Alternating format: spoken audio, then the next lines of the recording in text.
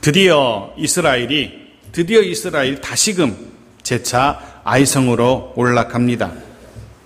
다시금 한 번 실패했지만 다시금 아이성을 향해서 군사를 이끌고 여호수아가 올라가기 시작합니다. 또 그를 위해서 리더인 여호수아가 전쟁에 나갈 만한 군사들을 일일이 점호를 합니다. 그리고 아이와 이스라엘 사이에 골짜기를 사이에 두고 아이성 앞에 진을 치게 되죠. 그렇게 전쟁 준비가 마쳤습니다. 군사들을 다 점호했고 아이성 앞에 진을 쳤습니다. 그 사이에는 골짜기가 있고, 그리고 다시금 군사 5,000명을 택하여서 아이 서쪽 베델과 아이 사이에 매복을 시킵니다. 12절 말씀 보십시오. 같이 읽죠. 시작. 그가 약 5,000명을 택하여 성읍 서쪽 베델과 아이 사이에 매복시키니, 그런데 기억하시는지 모르겠습니다. 이미 여호수아는 군사를 아이성 뒤편에 매복시켜 둔 바가 있습니다. 지난 시간에 보았는데 3절 말씀 보십시오. 이에 여호수아가 일어나서 군사와 함께 아이로 올라가려 하여 용사 3만을 뽑아 밤에 보내며 라고 기록합니다. 자그마치 3만 명의 군사를 지난밤에 아이성 뒤편에 매복을 시켜 둔 겁니다. 그런데 아침이 되어서 5천의 군사를 더 추가로 보내어서 매복을 시키고 있는 겁니다. 왜 5천의 군사를 더 택해서 또다시 매복을 시키고 있을까? 이미 매복하고 있는 3만 명으로 불안해서일까? 아니면 함께 하시겠다고 말씀하신 하나님의 약속이 못 믿어서일까? 아닙니다. 보시면 이 5천 명을 어디에 매복시켰는지 보시면 그가 왜 5천을 더했는지를 알게 되죠. 베델과 아이 사이라고 성경은 기록하고 있습니다. 베델과 아이 사이.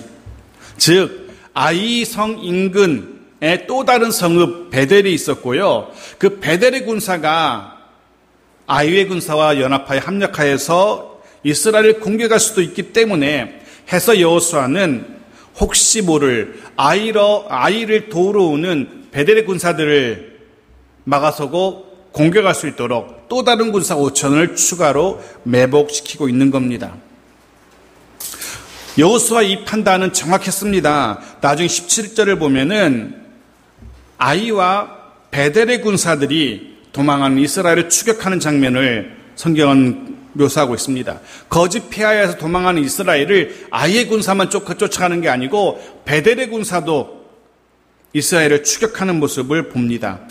베델도 기회는 이때다라고 생각해서 아이의 군사뿐 아니라 베델의 군사도 함께 이스라엘을 쫓고 있습니다. 여호수아의 판단은 정말 정확했던 겁니다. 그래서 그렇게 매복을 시켰던 것이고 매복을 완료했습니다. 전쟁의 준비가 완벽하게 끝난 것 같습니다. 그리고 여호수아의 모습을 보십시오. 여기서 조금 이제 문제를 느끼게 되는데 13절입니다. 같이 읽죠. 시작. 이와 같이 성읍 북쪽에는 온 군대가 있고 성읍 서쪽에는 복병이 있었더라.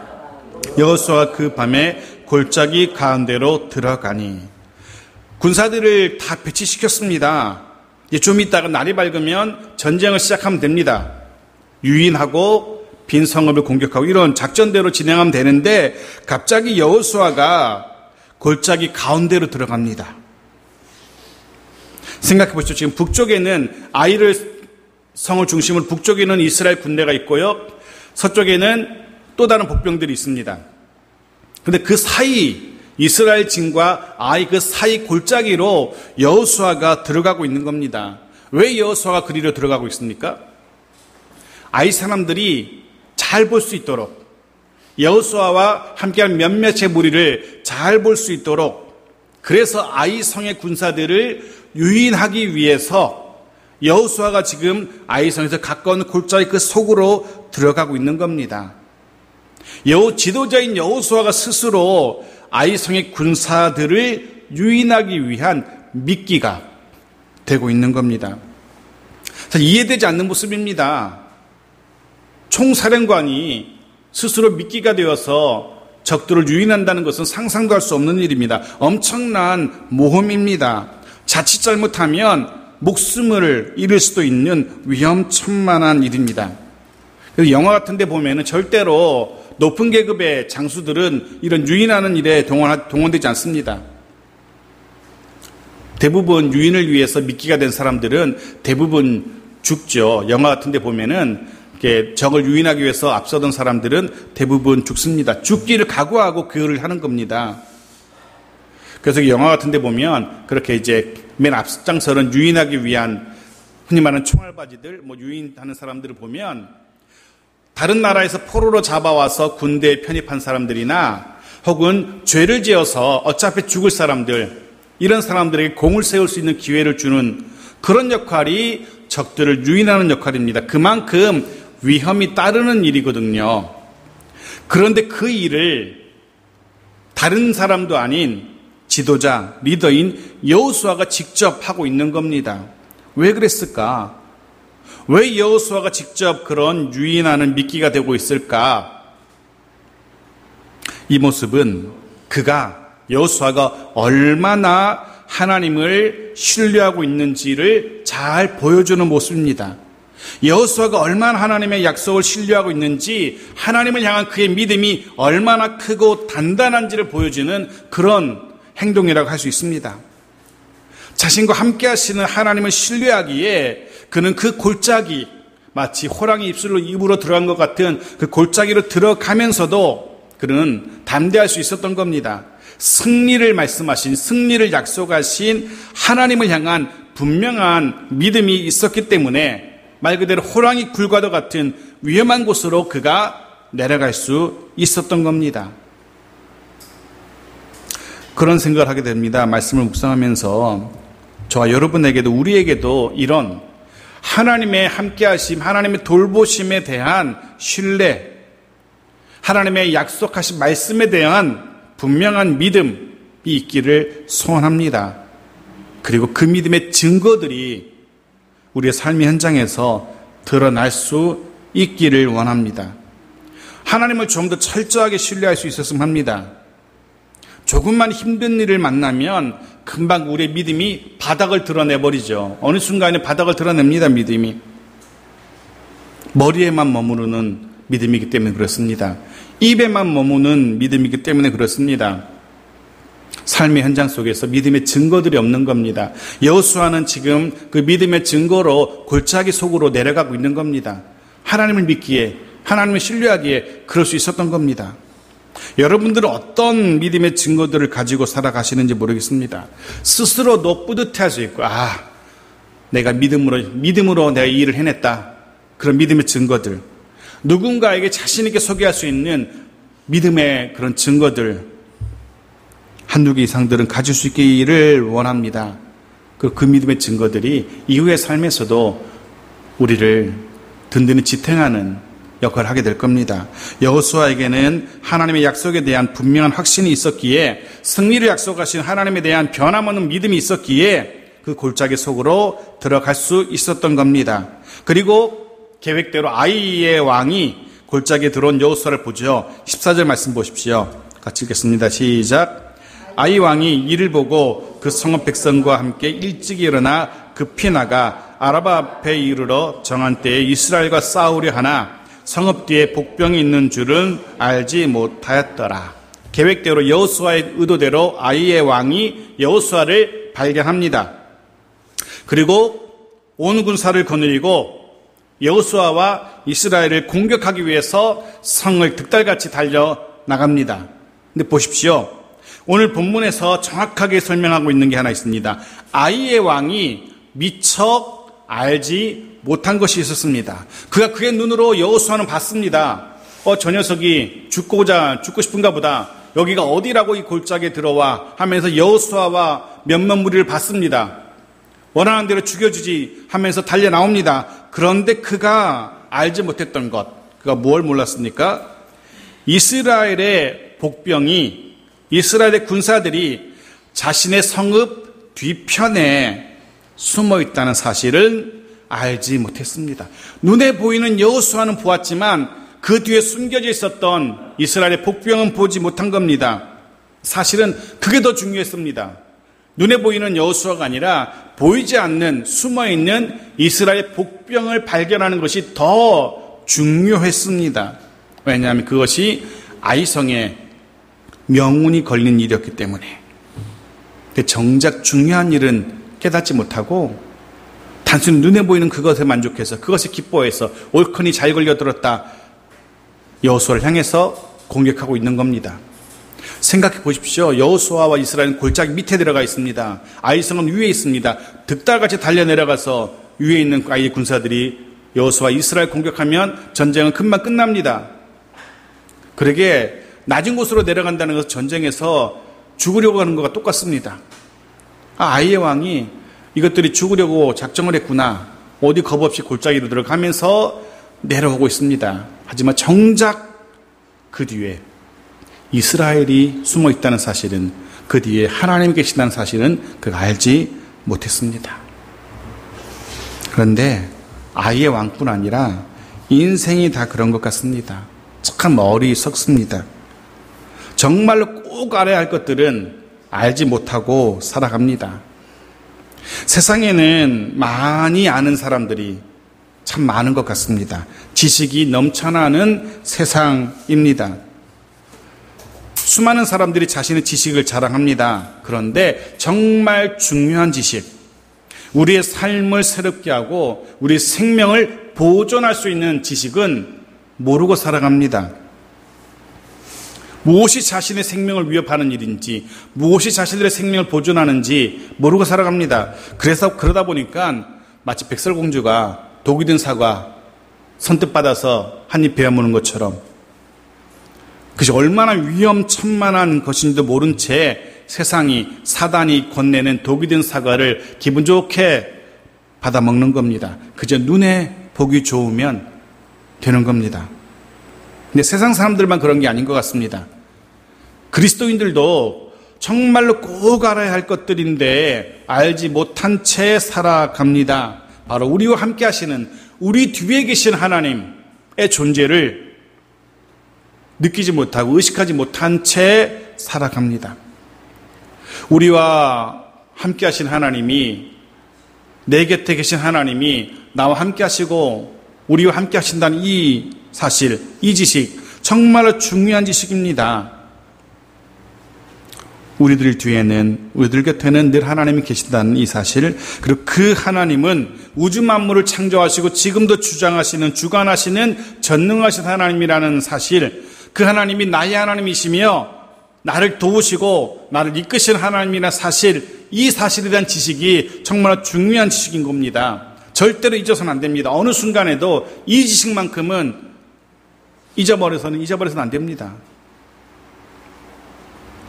때로 삶의 여러 문제들로 인해서 밤새 잠을 자지 못하고 힘들어하기도 합니다. 아무 일도 손에 잡히지 않아서 마음만 조리하기도 합니다. 때로 땅이 꺼져라 한숨을 거듭하기도 합니다. 그런데 그 순간 하나님에 대한 지식이 있다면 고개를 돌려서 나와 함께 하시는, 내 옆에 내 뒤에 계신 하나님을 발견할 수만 있다면, 그래서 그분께 SOS 도와주십시오 호소할 수만 있다면 금방 문제가 해결될 텐데, 안타깝게도 수많은 그리스도인들이, 수많은 하나님의 자녀들이 함께 하신 하나님을 알지 못하고, 그 하나님이 전능하시다는 사실을 알지 못하고, 그 하나님이 나를 도울 수 있다는 사실을 알지 못하고 그저 허덕허덕 자신의 힘으로 어떻게 해보려고 합니다. 그러니 우리 인생이 힘들고 고단한 겁니다. 하나님에 대해서 알지 못하니까. 자신들 뒤에 이스라엘의 복병이 있는 줄을 모르는 아이성의 모든 군사들이 거짓으로 패하여 도망하는 이스라엘을 추격합니다. 16절 모습 보십시오. 16절 어떻게 그들이 추격하는지 같이 읽죠. 시작. 그 성읍에 있는 모든 백성이 그들을 추격하려고 모여 여호수아를 추격하며 유인함을 받아 아이성읍을 멀리 떠나니, 여기 맨 끝에 나오는 아이성읍을 멀리 떠나니, 왜 성경의 저자가 굳이 성읍을 그냥 떠났다가 아니라, 벗어났다가 아니라 멀리 떠났다가 굳이 그렇게 꼭 집어서 이야기할까? 아이성 백성들에게 이 아이성은 자신들을 지켜주는 울타리였습니다. 그런데 그 성과 그 성벽에서 멀어진다는 것은 그들이 더 이상 안전하지 않다는 것을 의미하죠. 생명과 삶의 터전으로부터 멀어지게 되었음을 성경은 이야기하고 있는 겁니다. 여호수아에게 속아서 여호수아에게 유인을 받아서 그 안전한 곳을 박차고 멀리 떠나버리고 만 겁니다. 네, 그런 생각해 봅니다. 우리가 머물 수 있는 가장 안전한 곳은 어디일까? 가장 안전한 곳, 집일까? 제 스스로 생각해 봤습니다. 어디가 제일 편안한가? 집일까? 교회일까? 교회라면 또 어디일까? 근데 요즘 생각해 보니까 교회 사무실이 제일 편안한 것 같아요.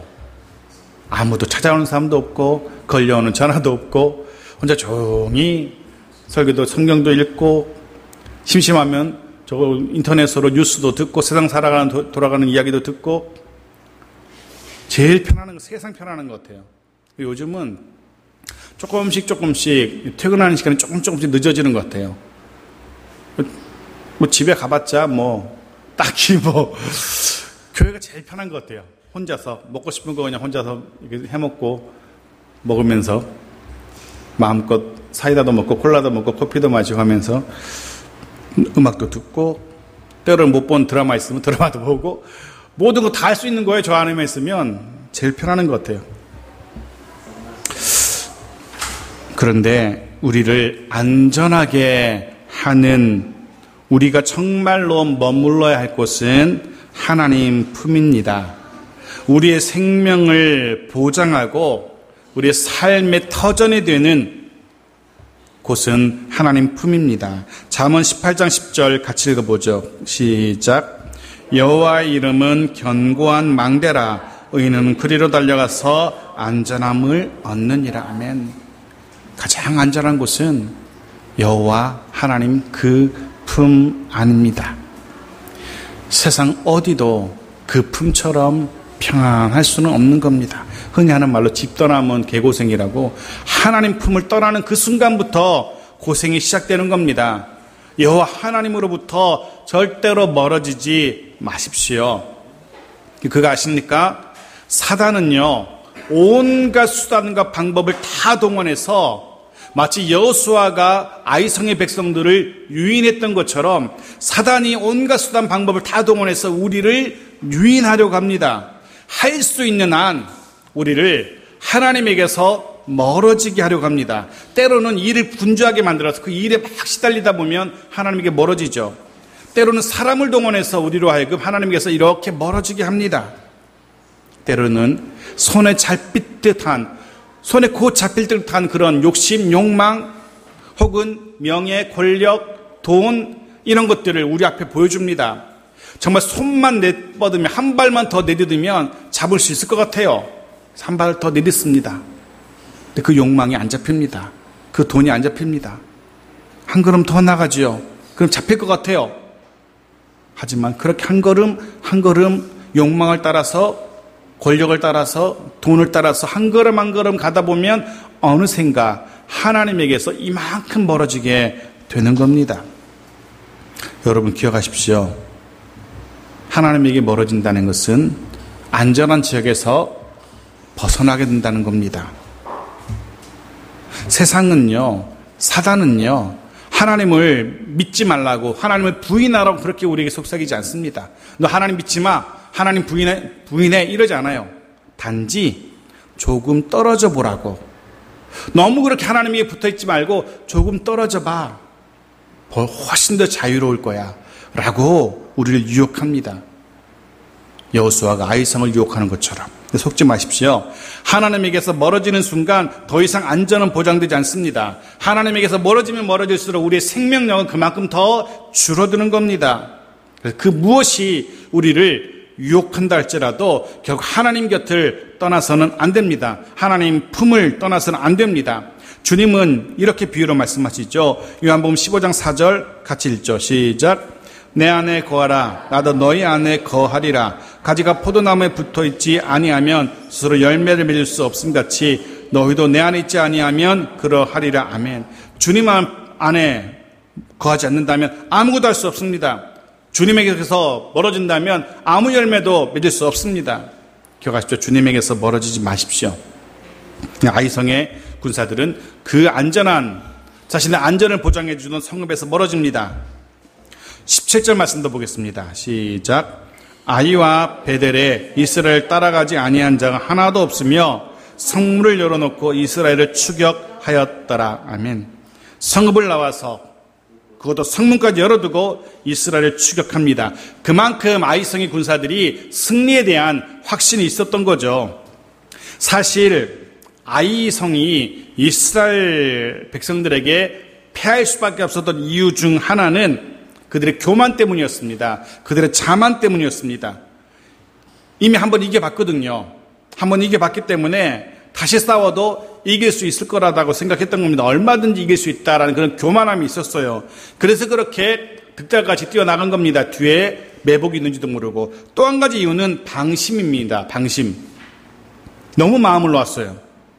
그들이 조금만 신중했더라도, 그래서 최소한의 단 몇 명이라도 수비대를 두고 성문을 닫아 두었더라면, 그죠? 성문을 방비했더라면 아이성이 그렇게 맥없이, 그렇게 속절없이 어이없게 이스라엘 백성들에게 전멸당하지는 않았을 거예요. 군사 몇 명만 두고 성문만 닫아 두었더라도 그렇게 어이없게 아이성이 무너지지 않았을 겁니다. 너무나 방심한 겁니다. 네, 마찬가지입니다. 우리도 방심해서는 안 됩니다. 한번 생각해 보십시오. 혹 우리의 영적 성문도 활짝 열려져 있는 상태는 아닌지, 적들이, 사단이 쉽게 들어올 수 있을 정도로 활짝 열려져 있지는 않은지, 사단 마귀가 세상의 수많은 유혹들이 손쉽게 우리 속에 들어올 수 있도록 그렇게 문이 활짝 열려져 있는 상태는 아닌지 한번 생각해 보십시오. 최소한의 성문을 닫고 최소한의 빗장은 걸어 두어야만 합니다. 아무리 우리가 바쁘게 살아도, 아무리 우리가 분주하게 삶에 허덕허덕 살아간다 할지라도 최소한의 빗장은 걸어 두어야 됩니다. 어쩌면 한 주일 7일 중에 하루를 구별해서 하나님께 예배드리는 이 예배가 하나의 빗장이, 최소한의 빗장 역할을 할 수 있지 않을까라는 생각을 합니다. 적어도 일주일에 하루 예배드림으로써 우리는 사단마귀가 손쉽게 들어오지 못하도록 빗장 하나 걸어두는 역할을 하게 될 겁니다. 하루 중 단 몇 분이라도 말씀을 묵상하는 시간, 그 시간에 또 하나의 빗장을 걸어두는 역할을 하게 될 겁니다. 하루 중 단 몇 분이라도 하나님께 기도하는 그 시간이 또 하나의 빗장을 걸어두게 됩니다. 그렇게 2중 3중의 빗장을 걸어두어야만 우리의 영이 무너지지 않는 겁니다. 우리의 삶이 무너지지 않는 겁니다. 예배와 말씀 묵상과 기도, 바로 이런 것들이 우리의 안전을 지켜주는, 생명을 지켜주는 우리 영적 성문을 든든히 걸어 잠글 수 있는 빗장이라고 할 수 있습니다. 여러분에게 그런 든든한 빗장들이 두 겹, 세 겹 걸려 있기를 간절히 소원합니다. 아이성은 성문을 열어놓고 빗장 묶지 않고 쫓아갑니다. 그렇게 아이와 베델의 군사들에게 쫓기던 여호수아와 이스라엘 군사에게 드디어 하나님의 전투 명령이 떨어집니다. 18절입니다. 같이 읽죠. 여호와께서 여호수아에게 이르시되 내 손에 잡은 단창을 들어 아이를 가리키라. 내가 이 성읍을 내 손에 넘겨주리라. 여호수아가 그의 손에 잡은 단창을 들어 그 성읍을 가리키니 드디어 하나님께서 반격의 명령을 내리십니다. 물론 그렇게 돌아서는, 반격하는 그때 하나님이 정하셨습니다. 가장 적당한 때를 하신 하나님께서 가장 적당한 때에 반격하도록 하신 겁니다. 그런데 이스라엘 백성의 입장에서 생각해 보면은요, 이렇게 한 걸음 한 걸음 쫓기면서, 아이성과 베델의 군사들에게 쫓기면서 이제나 저제나 반격의 나팔이 울리기를, 반격의 신호가 떨어지기를 기다리고 또 기다렸을 겁니다. 생각해 보십시오.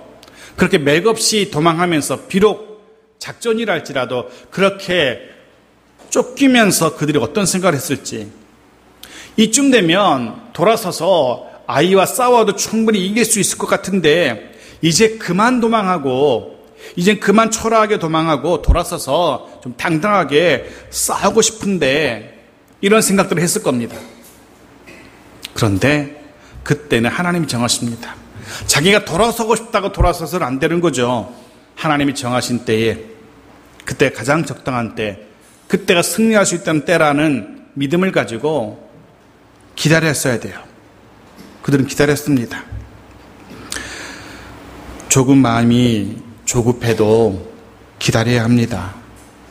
하루하루 버티는 게 힘들게 느껴져도 인내해야 됩니다. 지난주 말씀 기억하시죠? 이때를 기다리지 못하면 인생이 꼬이는 겁니다. 하나님이 돌아서라 할 때까지 돌아서면 안 됩니다. 조급한 마음에 돌아서면 안 될 때 돌아서면은 문제가 더 심각하게 되는 겁니다.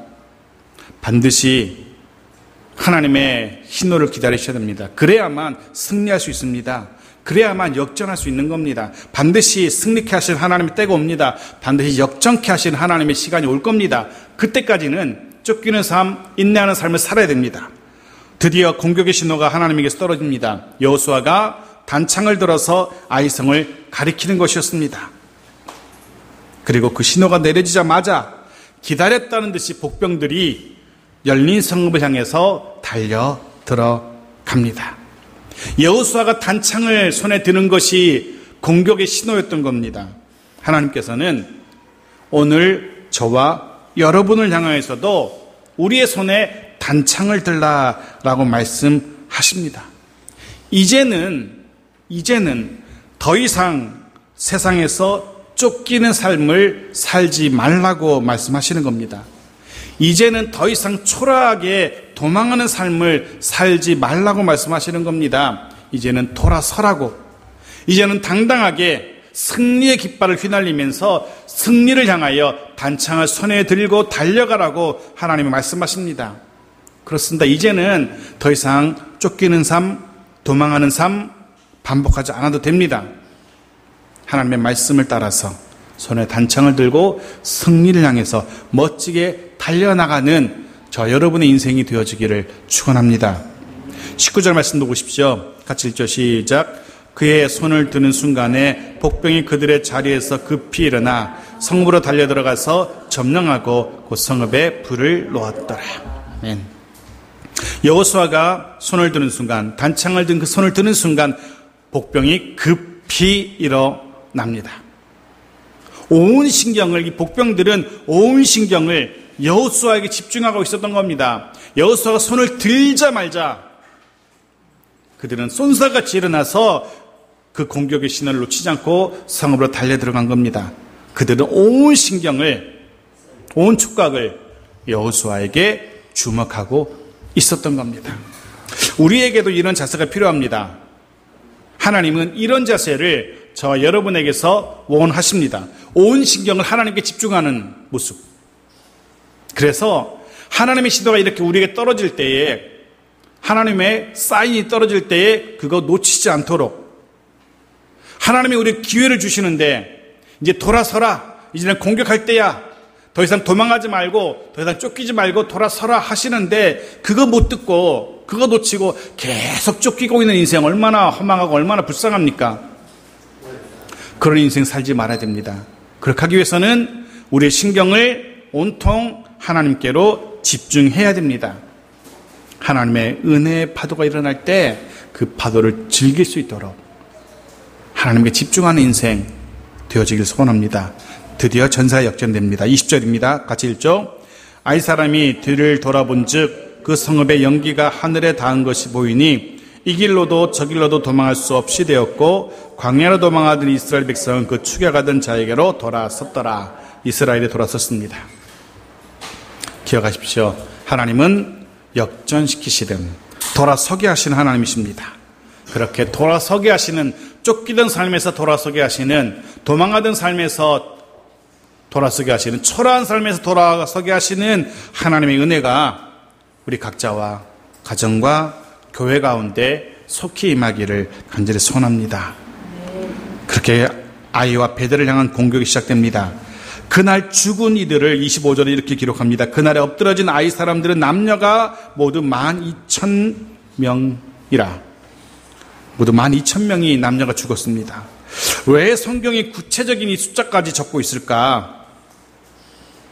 1차 전쟁 때 이스라엘 백성이 36명 죽었거든요. 그런데 12,000명 죽였다. 우리는 철저하게 복수했다. 이거 보여주려고 숫자를 적고 있습니까? 아닙니다. 그만큼 아이성의 군사가 적었음을 말하고 있습니다. 또 그를 통해서 전쟁의 승패는 군사의 적고 많고에 달려있지 않다는 사실을 다시 한번 우리에게 깨닫게 하시려고 숫자를 적고 있는 겁니다. 그렇게 이스라엘의 아이를 전멸합니다. 진멸합니다. 그런데 가축과 노략물은 거둬들이죠. 27절 오직 그 성읍에 가축과 노략한 것은 여호와께서 여호수아에게 명령하신 대로 이스라엘을 탈취하였더라.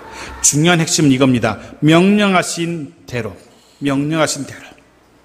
이전에는 자신의 욕심에 이끌려서 하나님의 말씀 어기고 헤렘을 범했었죠. 하지만 이제는 말씀하신 대로 노력하고 탈취합니다. 명령하신 대로. 그 이상도 그 이하도 아닙니다. 그리고 마지막 28절 같이 읽죠. 시작. 이에 여호수아가 아이를 불살라 그것으로 영원한 무더기를 만들었더니 오늘까지 황폐하였으며 아이가 황폐한 곳이 됩니다. 한번 생각해 보십시오. 며칠 전만 해도 이 아이성에서는요, 승리의 노래가, 승리의 축제가 펼쳐지고 있었을 겁니다. 이스라엘이 어떤 군사들입니까? 가나안에서 가장 강력한 성읍 여리고를 점령한 이스라엘 군사입니다. 그런 이스라엘을 상대로 완벽한 승리를 거둔 아이성입니다. 당연히 축제가 열렸을 겁니다. 기뻐하고 즐거워하고 있습니다. 하지만 이내 그렇게 얼마 전에 축제를 벌였던 승리의 노래를 불렀던 아이성이 황무지가 되고 그 성의 백성들은 죽임을 당하게 되었죠. 여러분 기억하십시오. 악인의 승리, 악인의 번창, 그거 부러워할 것 없습니다. 하나님을 대적하는 세상 사람들의 승리의 노래, 승리의 환호성, 그것 때문에 의기소침해할 필요도 없습니다. 악인의 승리는 오히려 더 큰 화, 더 큰 패배로 연결되기 때문에 그렇습니다. 그래서 세상 사람들의 잘 되는 모습 보면서 부러워하지 마시고 그것 때문에 속상해하지 마십시오. 또 한 가지, 이제 아이성 사건을 마무리하면서 드는 생각, 또 한 가지 마지막 생각은요, 그런 생각입니다. 이스라엘이 이 아이성에서 한번 패했잖아요. 하나님의 말씀대로 순종하지 않는다면 하나님의 백성일지라도 패할 수 있다는 사실, 약속의 땅일지라도 거기서 눈물을 흘릴 수 있다는 사실, 그런데 아이성 사건은 우리에게 분명하게 보여줍니다.